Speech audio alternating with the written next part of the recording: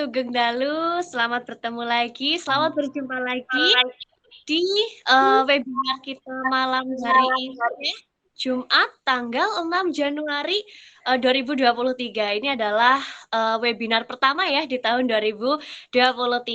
Apa kabar teman-teman semuanya, Sobat Subi semuanya? Semoga selalu dalam keadaan baik ya, selalu dalam keadaan sehat juga. Dan untuk malam hari ini, kita akan kembali sharing-sharing lagi ya. Kita akan kembali ngobrol-ngobrol lagi bersama narasumber kita ahlinya ya. Beliau adalah Neng Betty Kusuma Wardani. Selamat malam Neng Betty.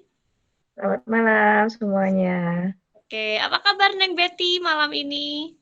Alhamdulillah sehat, Mbak. Alhamdulillah.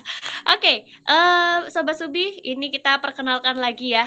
Jadi untuk Neng Betty ini adalah seorang koordinator di bidang pendidikan ekoenzim Nusantara Daerah Istimewa Yogyakarta, yang mana beliau memulai bergabung dengan komunitas ekoenzim Nusantara Yogyakarta sejak 2020. Nah, seperti kita tahu ya, kalau untuk ekoenzim sendiri banyak sekali manfaatnya, banyak sekali khasiatnya nih ya. Salah satunya itu dengan yang kita akan bahas dalam hari ini ya, ekoenzim itu bisa diolah menjadi sabun yang ramah lingkungan. Nah, sebelum kita ke materinya, boleh di-spill dulu Neng Betty sedikit ya, manfaat dari sabun ekoenzim ini untuk kesehatan itu apa sih Neng Betty? Silahkan Neng. Oke, terima kasih. Sabun sendiri manfaatnya kan secara ini untuk membersihkan tubuh ya. Cuman kan kita tidak tahu di pasaran di sana eh, bahan-bahan yang digunakan seperti apa. Nah, ekoenzim ini merupakan salah satu solusi sebagai aditif yang dapat menetralkan beberapa zat yang tidak baik yang terkandung dalam sabun-sabun komersial. Nah, selain itu, ekoenzim sendiri ini juga bisa kita manfaatkan untuk membuat sabun alami buatan kita sendiri. Nah, dengan begitu kulit kita juga akan lebih sehat karena kulit kita ini adalah penyerap racun paling paling aktif ya, karena apa yang kita aplikasikan di kulit itu biasanya dia akan langsung masuk ke pembuluh darah. Jadi kita harus benar hati-hati dalam memilih produk kecantikan untuk merawat kulit. Begitu. Terima kasih. Oke, keren banget. Iya, jadi kalau misal kita menggunakan apa dari ekoenzim itu digunakan sebagai sabun, itu kan berarti dari kita juga sudah tahu mungkin dari bahan-bahan yang digunakan ya Neng Betty ya. Jadi yang apa namanya bagus untuk kulit kita itu seperti apa. Jadi kita juga sudah tahu seperti itu ya. Oke, luar biasa banget ya. Ternyata manfaat dari ekoenzim juga pastinya itu bisa berdampak pada kesehatan kita. Nah, ekoenzim sendiri itu adalah enzim yang dihasilkan dari proses fermentasi sisa sayuran dan buah-buahan dengan substrat gula merah selama minimal 3 bulan. Ekoenzim ini diperkenalkan oleh Dr. Rasukon dari Thailand yang telah terbukti bermanfaat karena mengandung anti jamur, antibakteri, agen insektisidal, serta agen pembersih yang dapat dimanfaatkan sebagai faktor pertumbuhan tanaman. Campuran deterjen pembersih serta membersihkan saluran dan air. Hasil akhir proses fermentasi ekoenzim ini berupa cairan sehingga mudah dimanfaatkan lebih lanjut. Selain itu, dalam proses pembuatannya tidak memerlukan peralatan yang rumit serta lahan yang luas untuk proses fermentasi. Botol-botol dan kaleng bekas yang sudah tidak digunakan dapat dimanfaatkan kembali sebagai media fermentasi ekoenzim sehingga dapat menghemat tempat pengolahan serta dapat diterapkan di rumah. Hal ini juga memberikan nilai tambah karena dapat mendukung konsep reuse. Berdasarkan potensi tersebut, kegiatan pengabdian kepada masyarakat ini dilakukan untuk meningkatkan nilai guna sampah organik melalui aplikasi ekoenzim sebagai bahan baku pembuatan sabun ya. Itu sedikit pengenalan dari ekoenzim sendiri. Mungkin kalau ada yang kurang tepat ya, nanti boleh di apa namanya diperbaiki ya sama Neng Betty. Dan ini kalau dari Sobat Subi semuanya, mungkin nanti ada pertanyaan ya seputar materi kita malam hari ini, silakan nanti bisa langsung ditanyakan aja di room chat-nya. Nanti akan saya bantu bacakan dari Neng Betty yang akan bantu menjawab ya. Oke, tanpa berlama-lama lagi silakan Neng Betty untuk langsung saja memaparkan materinya. Oke, terima kasih.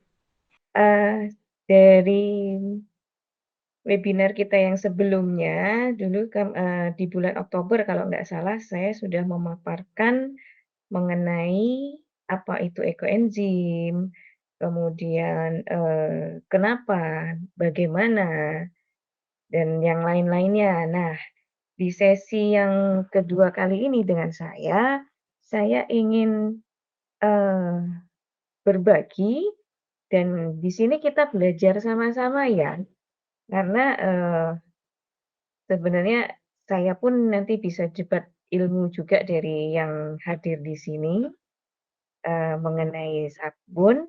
Nah, ini adalah materi yang saya siapkan ini saya ambil dari beberapa sumber dan saya bikin jadi materi seperti ini.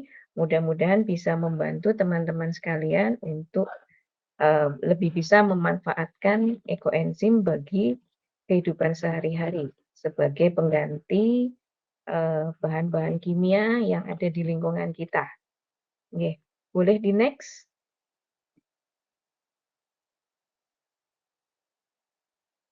Oke, di sini kita akan membahas mengenai sabun dan deterjen. Jadi, sabun dan deterjen itu kan kita sudah memanfaatkan sehari-hari untuk bersih-bersih, baik bersih-bersih rumah ataupun untuk mencuci, bahkan untuk membersihkan badan kita, oke. Tapi kita sadar nggak sih kalau kita beli di supermarket katakanlah, ketika kita beli sabun, kita selalu baca nggak isinya itu apa aja dan kita selalu mencoba untuk cari tahu nggak, eee, bahan itu apa sih?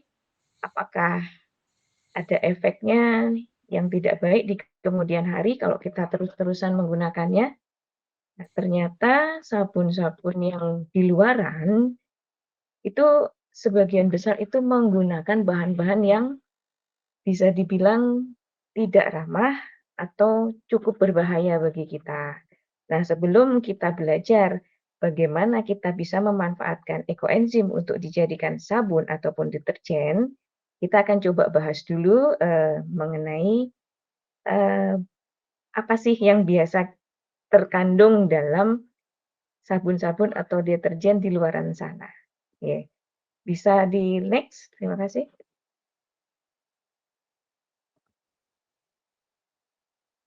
Nah, ini salah satu, bahan yang sering kita jumpai, terutama di deterjen ya, atau pembersih rumah tangga lah.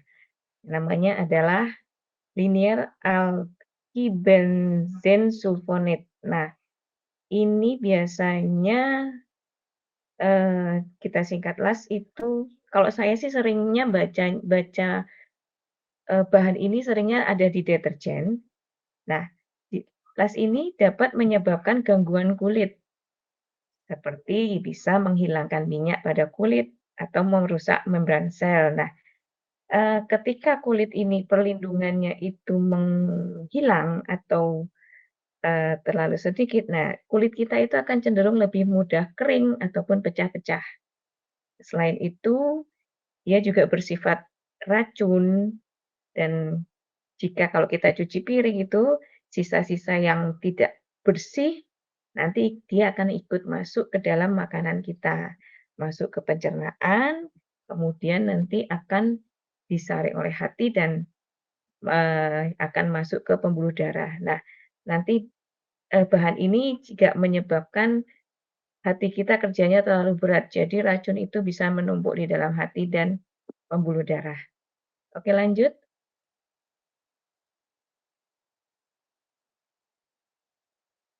Nah ini, eee, serat pembuluh darah dan sistem limfatik menuju sel jaringan dalam tubuh dan dapat memicu terjadinya kanker. Nah, ini baru yang kalau kita masuk ke perut ya, tapi kalau masuk ke perut itu kan masih disaring oleh hati. Nah, ini nanti bahayanya kalau kita menggunakan misalnya kita untuk mencuci baju, kita nyuci pakai tangan nih, atau nyuci piring, kita nyuci juga pakai tangan. Nah, kandungan ini yang masuk ke dalam pori-pori kulit kita, itu malah langsung akan masuk ke saluran pembuluh darah tanpa ada penyaringan, seperti kalau kita makan. Kalau makan masuk ke dalam pencernaan masih disaring oleh hati, sedangkan kalau langsung kita kena kulit, dia akan langsung masuk ke pembuluh darah tanpa disaring hati. Nah, jadi, betapa bahayanya ya, zat ini dan tidak hanya zat ini aja, zat-zat lain pun sama. Jadi kalau kena kulit nanti dia akan langsung masuk ke pembuluh darah, seperti itu. Oke, kemudian dilanjut. Nah, ini efek buruk ini tidak hanya kepada badan kita, tapi juga terhadap lingkungan. Bahan-bahan ini itu tidak mudah terurai, dia bisa mencemari air, jadi bisa mengganggu kehidupan organisme hidup yang di air. Nah, busanya itu kalau menutupi permukaan air, bisa membuat kadar air oksigen dalam air berkurang, dan juga nanti akan mempengaruhi kehidupan biota yang di air. Dan ini tidak hanya di air aja ya, nanti juga akan mempengaruhi kualitas tanah dan udara juga tentunya. Oke, bisa dilanjut. Nah, ini bahan kedua yang sering kita jumpai juga ini di dalam produk sabun-sabun. Ada SLS atau SLES. Ini juga sama, dia juga dapat mengiritasi kulit, dapat merusak permukaan kulit, lapisan perlindungan kulit juga akan berkurang. Nanti lama-lama kulit akan mengalami peradangan, penuaan. Nah, ketika kulit ini sudah terlalu, apa ya, pertahanannya kurang kurang maksimal, jadi kulit kita nanti akan lebih mudah menyerap zat-zat kimia yang masuk.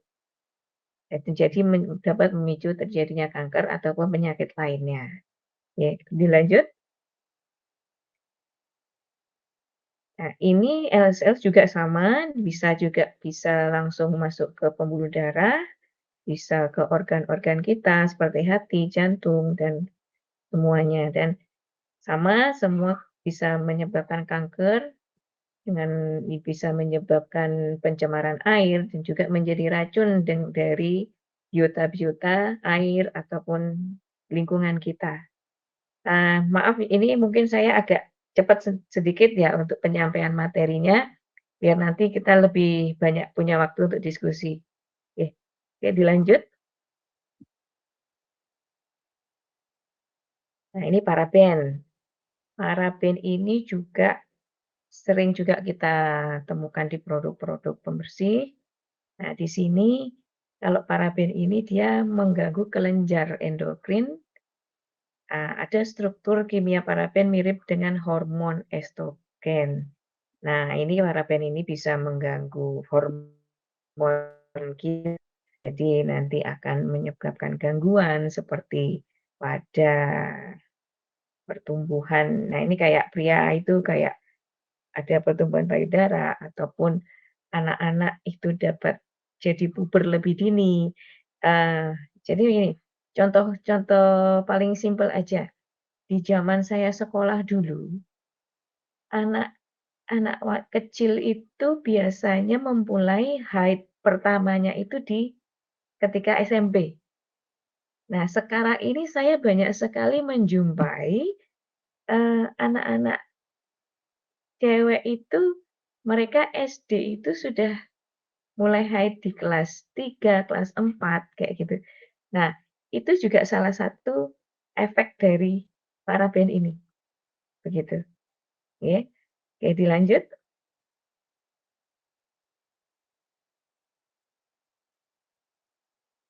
Oke, dilanjut slide-nya.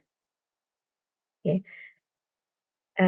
sama di sini juga masih mengenai hormon ya, dapat, ada di tumor payudaranya juga. Jadi intinya paraben ini lebih ke lebih ke hormon dia ininya, apa, menyebabkan efek sampingnya. Selain itu, eee, dia juga memberikan efek-efek lain yang merugikan. Oke, mau dilanjut? Selain itu, paraben juga memicu iritasi, reaksi alergi kulit, rusak-rusak, pecah, sama ya dengan yang tadi. Kemudian bisa menyebabkan psoriasis, eksim, atau dermatitis, seperti itu. Nah, ini paraben ini bisa menyebabkan kanker ketika, eee, kerusakan kulitnya ini, eee, apa ya, kalau kita sudah memakai bahan-bahan yang seperti ini, kita dapat terkena sinar matahari, bukannya lebih bagus kulit kita, tapi malah bisa menyebabkan penyakit. Jadi sebenarnya, eee, kulit kita itu mempunyai perlindungannya sendiri terhadap sinar matahari, yaitu dengan apa? Eee, dia akan pigmennya akan berubah. Biasanya kalau kita berjemur ataupun terbiasa terpapar matahari, bagian kulit kita itu yang sering terpapar matahari itu akan lebih gelap. Sebenarnya itu adalah, perlindungan tubuh kita terhadap sinar matahari. Jadi jangan takut untuk menjadi hitam. Pesan saya sih seperti itu. Lebih baik kalau Anda justru memakai apa, produk-produk, misalnya lotion yang kita aplikasikan di kulit untuk menghindari sengatan sinar matahari, justru itu yang nantinya akan bisa menyebabkan penyakit, terutama kanker, begitu. Oke, monggo dilanjut. Nah ini klorin. Klorin juga sering kita temukan ya di pembersih-pembersih terutama sebagai disinfektan. Sama dia juga bisa menyebabkan, gangguan-gangguan pada tubuh kita seperti iritasi pada kulit, mata, ataupun gangguan-gangguan yang lainnya. Oke, boleh dilanjut? Nah ini triklosan, eee, saya lupa kemungkinan di era 90-an kalau nggak salah ya.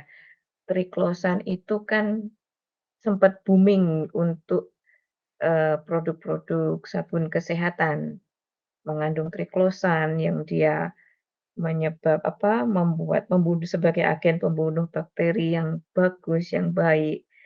Tapi ternyata triklosan ini justru, eee, menyebabkan banyak hal negatifnya, seperti kulit kering, sensitif. Nah, triklosan ini juga sebenarnya dia juga bisa mempengaruhi mengenai hormon itu tadi.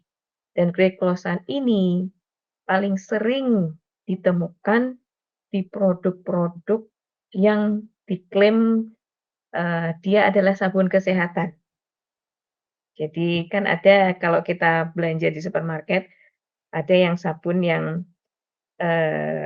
klaimnya yang untuk kecantikan, tapi ada juga yang klaimnya untuk kesehatan terutama di era pandemi ini ya, sabun-sabun yang antibakteri, antivirus itu kan laris sekali. Nah, hati-hati dengan kandungan triklosan pada sabun-sabun antibakteri yang biasa kita temui di pasaran. Oke, boleh di-next?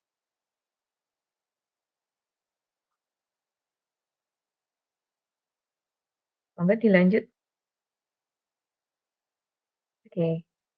Nah, ini masih lanjutan dari triklosan. Nah, ini tadi yang sudah saya sampaikan sebelumnya. Dia mengganggu sistem endokrin. Jadi nanti akan mengganggu keseimbangan hormon dalam tubuh. Nah, di sini juga jadi menyebabkan berkaitan dengan kesuburan, kehamilan, bahkan tumbuhnya sel kanker. Jadi kalau tidak seimbangan hormon ini nanti resikonya juga akan banyak sekali. Oke, dilanjut.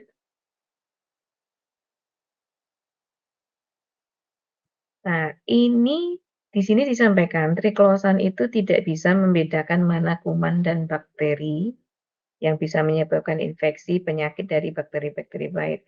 Nah, kita tahu ya bakteri itu kan tidak semuanya bakteri jahat. Ada bakteri juga yang bagus, yang baik, yang membantu, sistem di tubuh kita. Nah, triclosan ini dia, tidak melihat bakteri itu baik atau jahat, jadi semuanya itu disingkirkan oleh triclosan, begitu. Ya lanjut.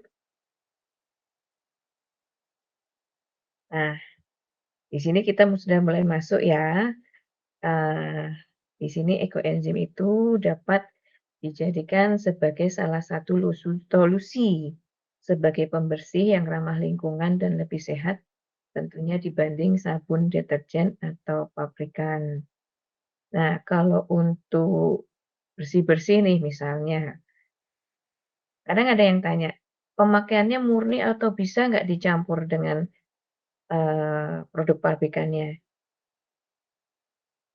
Kalau saya untuk ngepel itu bisa pakai yang murni ataupun dicampur. Nah, kalaupun dicampur dengan yang pabrikan, nanti ekoenzim ini dia fungsinya dia akan mengurangi kadar racun yang terkandung. Karena begini, ada beberapa zat kimia yang itu tidak bisa dinetralkan sama sekali. Nah, meskipun begitu, ekoenzim ini dapat membantu mengurangi zat-zat tersebut di dalam sabun pabrikan. Soalnya kadang kan, eee, kita masih ragu ya, ekoenzim bener nggak sih bisa bersihin? Masa iya cuman pakai ekoenzim aja bisa bersih? Terus kadang kalau nyuci kalau nggak berbusa itu kayaknya nggak marem.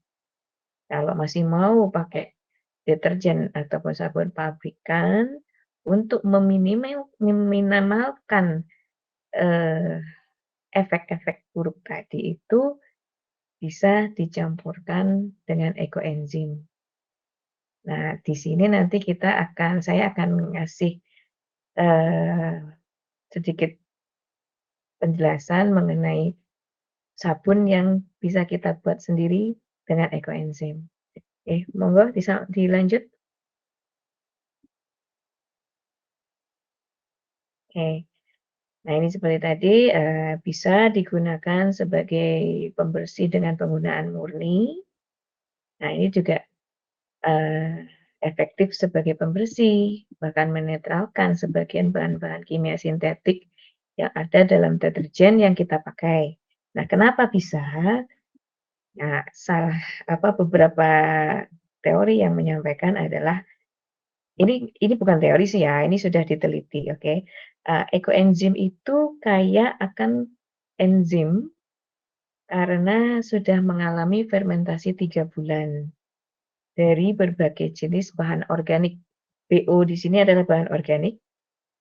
Nah, jadi, dari fermentasi ini, dia akan memunculkan enzim-enzim seperti enzim amilase, lipase, protease. Nanti tergantung BO yang bahan organik yang digunakan. Makanya ketika kita mengajarkan untuk pembuatan ekoenzim, itu disarankan menggunakan bahan organik minimal 5 jenis.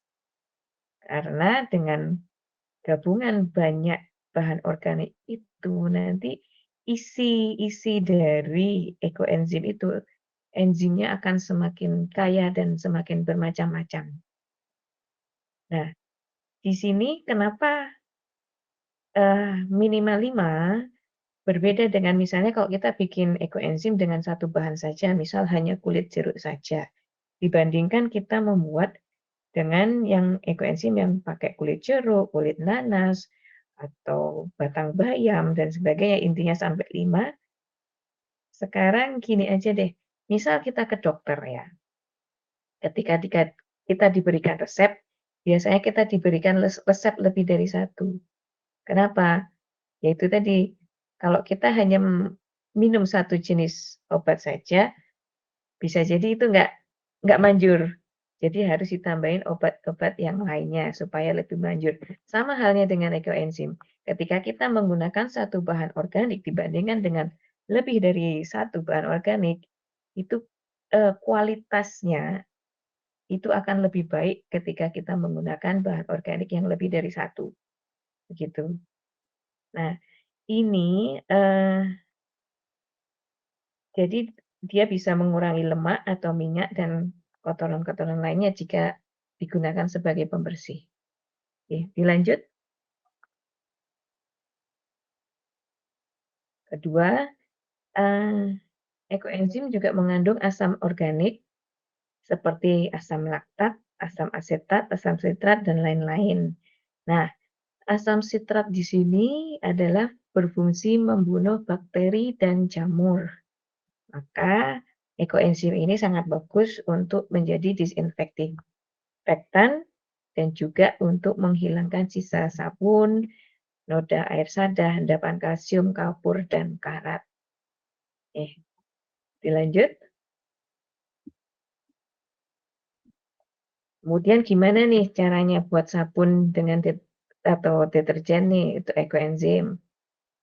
Sebenarnya ini saya akan memaparkan sebenarnya 4 cara ya. Cara yang pertama itu di sini kita membuat sabun itu sudah difermentasikan di awal, itu kita nyebutnya F1 itu sama 3 bulan. Kita fermentasi 3 bulan, kita menambahkan bahan tambahan lerak. Nah, kemudian ada cara kedua, itu adalah fermentasi kedua.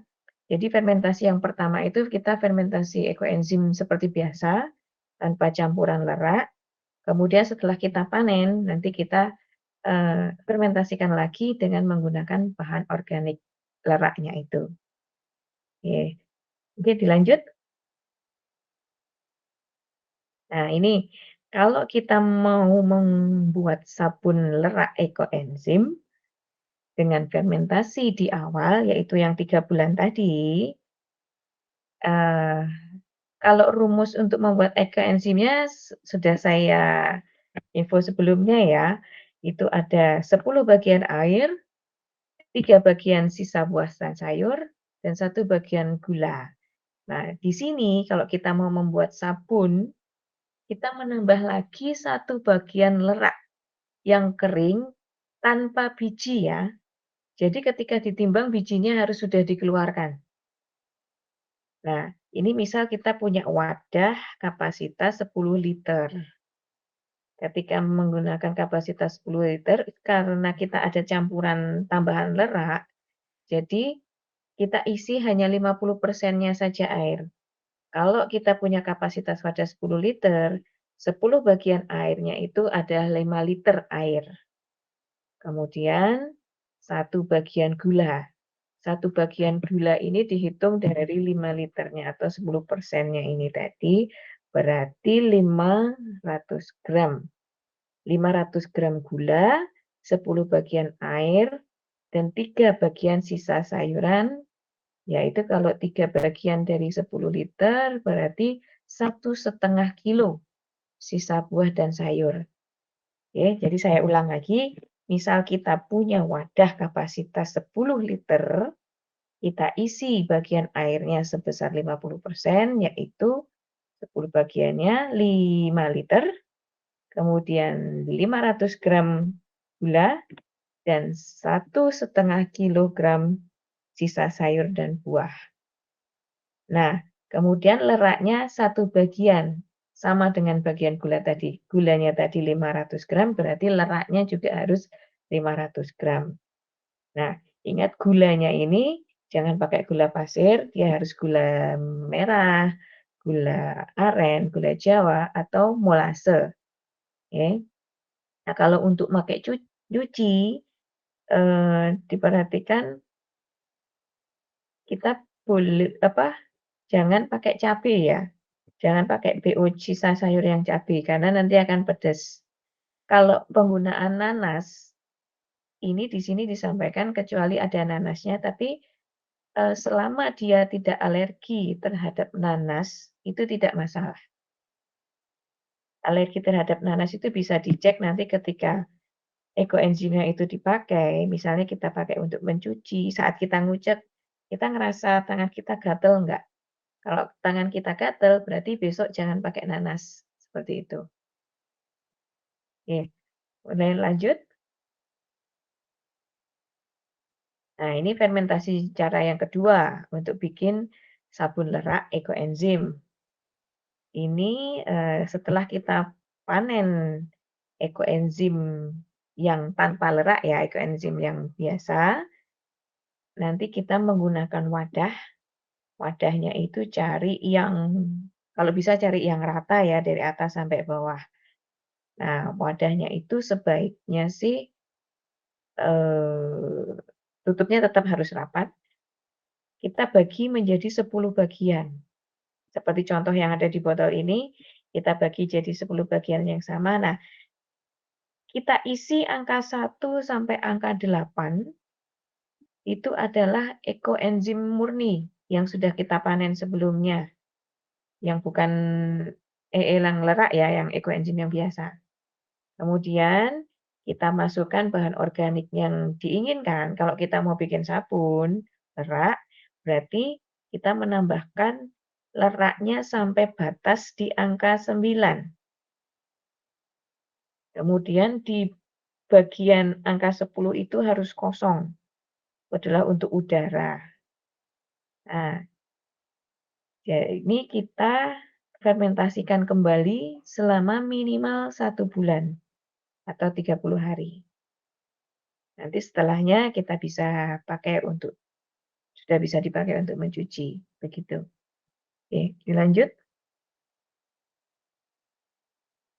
Nah, sekarang ini adalah kita menggunakan ekoenzim itu sebagai zat aditif atau zat tambahan pada deterjen ataupun sabun buatan kita sendiri. Kita bisa bikin sabun sendiri itu dengan proses saponifikasi. Atau kalau untuk deterjen itu bisa menggunakan metil ester sulfonat. Nah, ini merupakan salah satu surfaktan dan dia disintetis dari minyak kelapa sawit. Jadi ini merupakan surfaktan yang cukup ramah lingkungan. Ini bentuknya flake seperti yang digambar itu. Dia biasanya dijual kiloan ya kalau di di toko-toko bahan kimia itu ada. Kalau enggak di marketplace juga banyak. Nanti bisa dicari metil ester sulfonat. Itu adalah salah satu bahan yang ramah lingkungan dan ramah bagi kita juga. Oke, bisa dilanjut. Nah, ini saya kasih resep. Resepnya ini tidak baku ya. Nanti bisa disesuaikan dengan preferensinya masing-masing. Jadi misalnya, oh kok dengan resep ini terlalu cair ya, oh kok dengan resep ini kok terlalu kental ya, atau gimana gitu, monggo. Nanti bisa disesuaikan karena pengalaman orang kan beda-beda dan kesenangan orang kan beda-beda. Saya lebih suka sabun yang lebih cair atau sabun saya yang lebih suka yang lebih kental, itu monggo. Tapi di sini saya sarankan ketika kita membuat sabun mesh ini, kita bisa digunakan kalau bisa habis dalam 1 bulan. Kenapa? Bukan karena dia lebih cepat basi atau expiry, enggak. Karena kalau dia terlalu lama, nanti dia akan mentimbul kristal seperti mengeras, seperti itu. Nah, ini saya berikan resepnya untuk sekitar kurang lebih 1 liter deterjen cair. Kita menggunakan meshnya sekitar 100 sampai dengan 150 gram. Kemudian garam krosok. Garam krosok itu garam yang ini ya, yang biasanya besar-besar itu dijual di pasar dan memang dia warnanya agak nggak seputih, nggak sebersih garam-garam yang lainnya. Tapi ini garamnya justru malah yang bagus, yang alami. Garam krosoknya cukup 10 sampai 15 gram, boleh dikurangi. Nah, fungsi garam di sini dia sebagai pengental larutannya. Tapi ketika garam ini terlalu banyak, itu tadi biasanya dia akan lebih cepat mengkristal, lebih cepat sabun cair itu menjadi beku. Jadi garamnya sih kalau menurut saya tidak perlu banyak-banyak. Kemudian air demineral atau air suling. Kenapa harus air suling? Karena di situ airnya kan mineralnya itu kan sudah dihilangkan, sehingga dia akan lebih baik dan tidak mengganggu proses penyabunan. Kemudian ekoenzimnya nanti bisa disesuaikan dari hasil pencampuran mes, garam krosok, dan air sulingnya itu dapat berapa, nanti kita tinggal menambahkan ekoenzimnya sampai dengan kita mendapatkan cairan itu 1 liter. Nah, alatnya itu ada kompor, timbangan, panci. Nah, panci pastikan gunakan yang stainless. Pengaduknya kita gunakan yang kayu ataupun stainless. Nah, seperti tadi, ini tidak bersifat mutlak, nanti boleh diotak-atik sendiri. Seperti itu. Oke, monggo dilanjut. Nah, ini caranya. Caranya, ini nanti mes itu dilarutkan dengan air yang dimasak.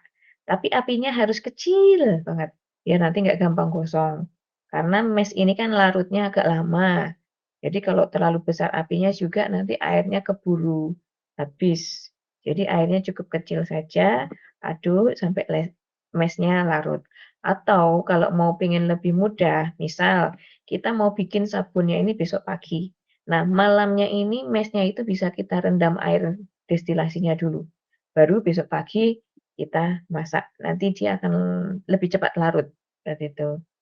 Nah, ini garam nanti dilarutkan juga ke air yang hangat, nanti ketika semua sudah larut, air garam dan air mesnya ini dicampurkan, diaduk sampai rata.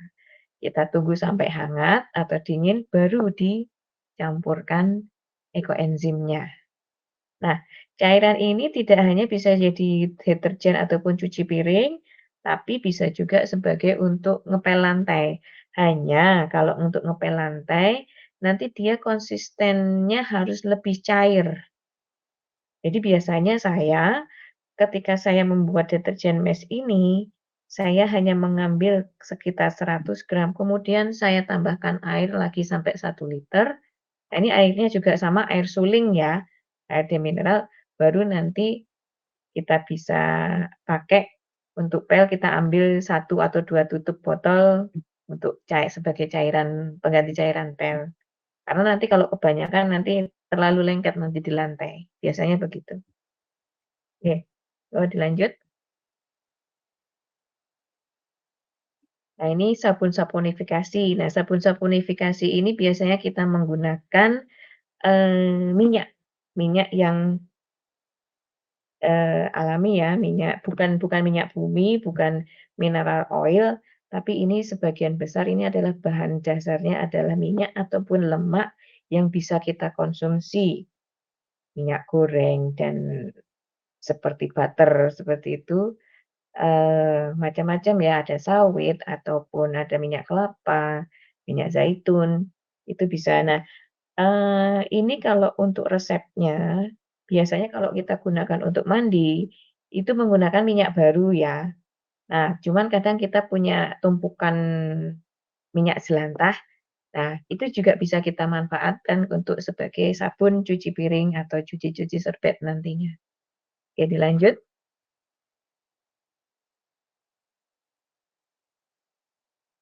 Nah, ini alat dan bahannya.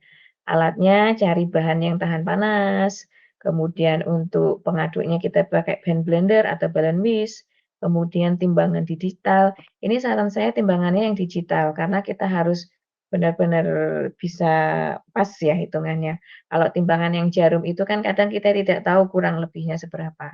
Kemudian peralatan yang berpakai logam itu pastikan pakai yang stainless seperti sendok ataupun baskom. Seperti itu. Kemudian cetakannya. Kemudian peralatan keamanan karena kita bekerja dengan soda api nanti atau NaOH, pastikan kita menggunakan pengaman seperti masker untuk menutup hidung karena uapnya nanti kan berbahaya, kemudian kacamata kerja, nanti kalau percikan masuk ke mata nanti juga akan matanya bisa jadi merah atau radang iritasi, kemudian sarung tangan. Ketika kita bekerja dengan soda api, ketika kena kulit nanti dia akan bisa ada rasa sensasi terbakar. Kemudian pakai baju lengan panjang. Oke, nanti lanjut. Nah, ini saya ada resep untuk memanfaatkan minyak jelantah kelapa sawit. Nah, dipastikan ini minyak jelantah yang kelapa sawit ya, karena jelantah itu kan kadang ada orang yang pakai minyak kelapa. Nah, ini resep ini untuk minyak sawit karena perhitungannya nanti penggunaan soda api minyak kelapa sawit dengan minyak kelapa yang coconut oil itu berbeda nanti perhitungannya. Nah, cara perhitungannya ini nanti bisa cari kalkulator sabun, di internet itu banyak sekali muncul, ketik aja shop kalkulator nanti bisa akan muncul, nah di situ nanti akan ada caranya, kita masukkan minyak yang dibutuhkan berapa, kemudian nanti akan muncul hasilnya. Kita harus menggunakan soda apinya berapa, air sulingnya berapa, kemudian yang lain-lainnya berapa. Di situ ada. Sebenarnya materi sabun-sabunifikasi itu kompleks ya, cuman karena ini waktunya terbatas, jadi mungkin lain kali aja untuk sabunnya, untuk cara menghitung secara manual. Nanti untuk gampangnya bisa ke kalkulator sabun. Nah, ini resep ini tidak seperti resep yang sabun mes tadi yang fleksibel bisa diubah. Tapi ini resepnya sudah fix ya. Kalau kita menggunakan minyak sawitnya sekian, soda apinya dan cairannya tidak boleh lebih atau tidak boleh kurang dari ini, gitu. Kalaupun ada toleransi, kurang atau lebih, itu biasanya untuk sabun mandi ya, atau sabun yang kita pakai untuk mandi atau cuci muka. Tapi kalau untuk sabun, cuci piring ataupun deterjen, itu sabun cuci kain, itu ini saya sudah membuat rumus ini dengan tanpa superfat. Jadi semua minyak itu akan berubah menjadi sabun. Kalau untuk kulit ada sebagian kecil minyak yang memang sengaja tidak diubah menjadi sabun, karena fungsinya untuk melembabkan kulit. Tapi karena untuk keperluan bersih-bersih, untuk cuci, jadi saya tidak menyisakan superfat sama sekali di rumus ini, di resepnya ini. Nah, di sini penggunaan ekoenzim ini, kita sebenarnya penggunaan air itu di resepnya ini adalah 190 gram. Tapi karena kita menggunakan ekoenzim sebagai zat aditif, sementara ekoenzim itu adalah bahan cair, jadi kita harus mengurangi air sulingnya.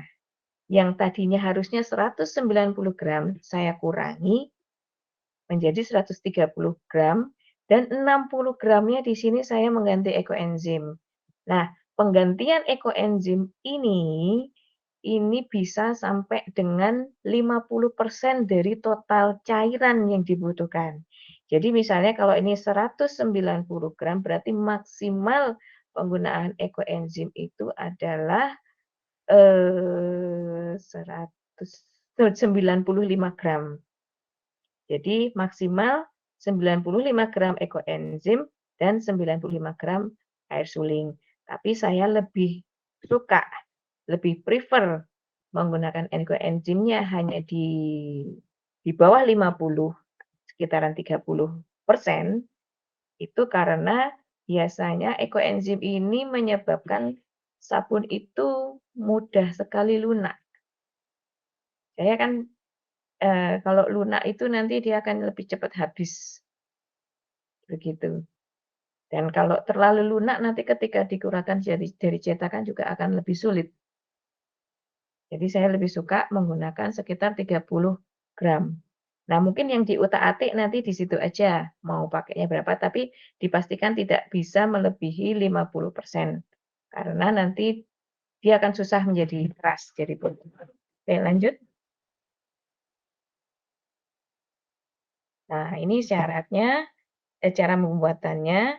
Pertama, jangan lupa pakai pengaman. Nah, ini tuangkan air dalam wadah. Airnya itu digunakan untuk mencairkan NaOH. Dipastikan NaOH itu nanti akan masuk ke airnya, bukan air yang dimasukkan ke NaOH-nya. Jangan sampai terbalik. Karena ketika air yang dituangkan ke NaOH, nanti dia akan bisa meletup. Bahaya. Jadi lebih disarankan di sini adalah NaOH yang dimasukkan sedikit demi sedikit ke dalam airnya. Nah, NaOH ini ketika dilarutkan, dia akan jadi panas. Nah, nanti sampai tunggu suhunya kurang lebih 40 derajat, baru nanti kita akan campurkan ke minyaknya. Jadi lanjut. Oke, ketika larutan NaOH sudah mencapai 30, 35, tuangkan ke minyak. Ingat ya, jangan sampai terbalik, dimasukkan ke minyak, bukan minyaknya yang masuk ke larutan NaOH-nya. Nah, kemudian setelah dimasukkan, nanti kita aduk terus sampai menjadi tris. Nah, tris ini adalah kondisi di mana campuran itu sudah menjadi seperti adonan roti, adonan kue. Jadi sudah kental dan berjejak gitu ya. Nah, setelah sudah mencapai tahap itu kita bisa tuangkan ke cetakan. Nah, setelah 1 ataupun 2 hari sudah bisa dikeluarkan cetakan, kita angin-anginkan 3 sampai 4 minggu, nanti baru bisa digunakan. Kenapa harus menunggu 3, 4 minggu? Karena nanti di situ sabun itu masih berproses. Jadi meskipun dia sudah mengeras, NaOH itu masih berproses untuk mengubah minyak itu menjadi sabun secara sempurna. Jadi biasanya kalau belum 3 sampai 4 minggu ketika digunakan, kadang sabun itu masih ngerasa kulit kita gatal. Nah, kalau kulit kita gatal itu berarti masih ada NaOH dalam sabunnya itu. Oke, dilanjut. Nah, ini ya sudah ya, bisa digunakan setelah 4 minggu. Oke, dilanjut. Oke, oke. Ini materinya sudah selesai. Dan materi ini insya Allah besok akan saya bagikan di kelas Telegram ya, karena besok masih ada satu sesi yang sama di kelas Telegram. Materi ini besok akan saya share di kelas Telegram. Oke. Monggo saya kembalikan ke Mbak untuk mungkin ada sesi tanya jawab atau bagaimana? Oke, luar biasa banget ini ya penyampaiannya detail sekali dari awal ya tadi sampai akhir. Itu keren banget untuk materinya dan ini mungkin kalau dari teman-teman Sobat Subi ada yang mau ditanyakan atau mungkin ada yang kurang jelas atau tertinggal gitu ya tadi materinya, boleh ditanyakan aja atau kalau misal mau ditanyakannya besok ketika oh, oke, dari Mbak Hesti ternyata mau pamit duluan nih, Neng Betty. Oke, ya makasih banyak Neng Hesti sudah join ya webinar kita malam ini. Oke, jangan lupa besok join lagi ya, ketika kita ke sesi Telegram ya, besok jam 10 sampai dengan jam 11 siang. Oke, buat teman-teman kalau yang ada yang mau bertanya silahkan ya. Oke, ini saya mau tanya nih Neng Betty. Kalau dari, sabun ekoenzim ya, dengan sabun-sabun yang mungkin sering kali kita gunakan, itu kalau perbandingan dari harumnya ataupun dari aromanya itu berbeda nggak Neng Betty? Ini sabun biasanya itu maksudnya sabun komersial yang Iya. dijual di supermarket atau sabun saponifikasi yang kita buat sendiri tanpa ekoenzim? Oh, yang, komersial aja Neng Betty? Eh, Sebenarnya kalau wangi itu pilihan ya, dengan menggunakan sabun-sabun yang deterjen mesh ataupun saponifikasi itu kita bisa tambahkan wangi. Tapi semua itu kembali ke kita, ya kan? Pewangi itu banyak macamnya. Ada yang alami. Kalau yang alami itu essential oil dan dia memang mahal. Dan itu ada fungsi terapisnya. Beda dengan parfum ataupun fragrance oil, dia tidak ada fungsi terapisnya dan itu ada bahan sintetiknya. Nah, pilihan kita. Kalau kita mau dikasih pewangi, monggo bisa silahkan. Tapi kalau dari pengalaman kami dan teman-teman di sini, misal nih yang kita memanfaatkan minyak jelantah itu tadi, dengan penambahan ekoenzim, eh, jelantah bau-bau dari sisa-sisa jelantah itu tidak terketara dibanding kita tanpa menggunakan ekoenzim. Jadi kadang kan kalau kita bikin sabun jelantah tanpa ada campuran ekoenzim, kayak masih ada bau minyaknya yang gimana gitu. Nah, kalau enzim ini dia cukup membantu mengurangi bau-bauan tersebut. Tapi kalau secara wangi, secara kayak sabun di pasaran itu tetap harus ada tambahan aditif baik itu essential oil maupun fragrance oil ataupun pewangi yang lainnya, begitu. Tinggal pilihan kita, kita mau yang natural, benar-benar natural atau ada tambahan sintetisnya di situ. Oke, jadi bisa menyesuaikan dengan selera kita sendiri gitu Ya, ya, Neng ya? kalau mau benar-benar sehat, saran saya essential oil yang digunakan sebagai pewanginya. Cuman memang mahal. Oke. Oke, dan ini ternyata tinggal 5 menitan lagi ya, Ya, sebelum kita tutup, sebelum kita akhiri. Nah, itu kan tadi kan kita sudah membahas sedikit ya tentang, fungsi atau manfaat dari, ekoenzim, sabun ekoenzim tadi untuk kesehatan kulit juga tadi ya di awal, ya. dan pastinya itu masih banyak manfaat-manfaat yang lain. Nah, ini kalau untuk menyangkut kesehatan sendiri nih, kalau dari Neng Betty, apa sih makna dari kesehatan itu sendiri? Sebenarnya kesehatan itu adalah pilihan ya. Kita diberikan badan, kita diberikan tubuh, bagaimana kita bisa mensyukuri, bagaimana kita bisa merawat, itu sebenarnya adalah pilihan. Kita pilih mau mau merusak tubuh kita atau kita milih merawatnya.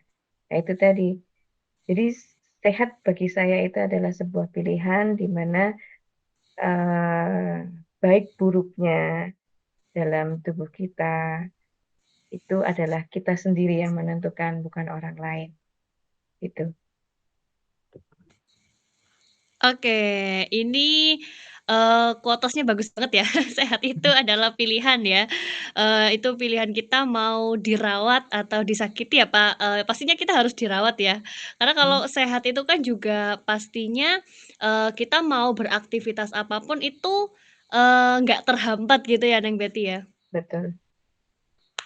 Oke, ya, terus tadi, untuk, sabun ekoenzimnya sendiri, itu apakah di, apa namanya, perjualbelikan atau memang khusus itu dibuat sendiri Neng Betty?